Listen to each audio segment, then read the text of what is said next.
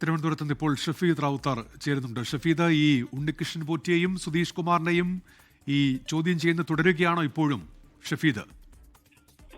ഉന്മേഷ്, വളരെ പ്രധാനപ്പെട്ട ചോദ്യം ചെയ്യലാണ് കഴിഞ്ഞ 3 ദിവസമായി തിരുവനന്തപുരം ജയിലിൽ നടക്കുന്നത്. കാരണം സംസ്ഥാനത്തിന് പുറത്തേക്കടക്കം അന്വേഷണം വ്യാപിപ്പിച്ചു. കൂടുതൽ വിവരങ്ങൾ സ്വർണ്ണക്കടത്തുമായി ബന്ധപ്പെട്ട അന്വേഷണ സംഘത്തിന് മുൻപിലുണ്ട്. പ്രത്യേകിച്ച് ഒരു പുതിയ പേര്, അത് അന്താരാഷ്ട്ര വിഗ്രഹക്കടത്തടക്കം സംശയിച്ച ഡി മണി എന്ന് പറയപ്പെടുന്ന ഒരു പുതിയ പേര് അന്വേഷണ സംഘത്തിന് മുൻപിലേക്ക് എത്തി.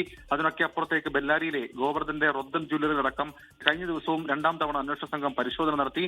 നാളെ എ പത്മകുമാറിനോടൊപ്പം ബോർഡംഗങ്ങളായിരുന്ന കെ.പി. ശങ്കർദാസ്, എൻ വിജയകുമാർ എന്നിവരെ ചോദ്യം ചെയ്യാൻ ഒരുങ്ങുന്നു. അങ്ങനെ പല വിധത്തിലുള്ള പ്രധാനപ്പെട്ട നീക്കങ്ങൾ SIT നടത്തുന്നതിനിടെയാണ് ഇപ്പോൾ വീണ്ടും 3ാം ദിവസവും ഉണ്ണികൃഷ്ണൻ പോറ്റി, സുധീഷ് കുമാർ എന്നിവരെ തിരുവനന്തപുരത്തെ ജയിലിലെത്തി അന്വേഷണ സംഘം ചോദ്യം ചെയ്തത്. ഇന്ന് SIT അന്വേഷണ സംഘ തലവനായിട്ടുള്ള SP ശശിധരൻ തന്നെ നേരിട്ടെത്തിയാണ് ചോദ്യം ചെയ്തത്. ഈ വിവരങ്ങൾ അത് വളരെ പ്രധാനപ്പെട്ട കാര്യങ്ങളായി നാളത്തെ ചോദ്യം ചെയ്യലടക്കം മാറും.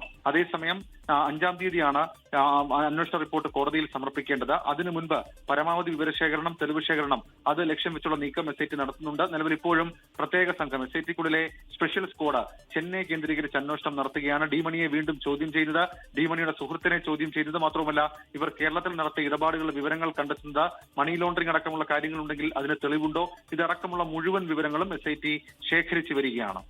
ഷഫീദ് റാവുത്തറാണ് വിവരങ്ങൾ നൽകിയത് തിരുവനന്തപുരത്ത്.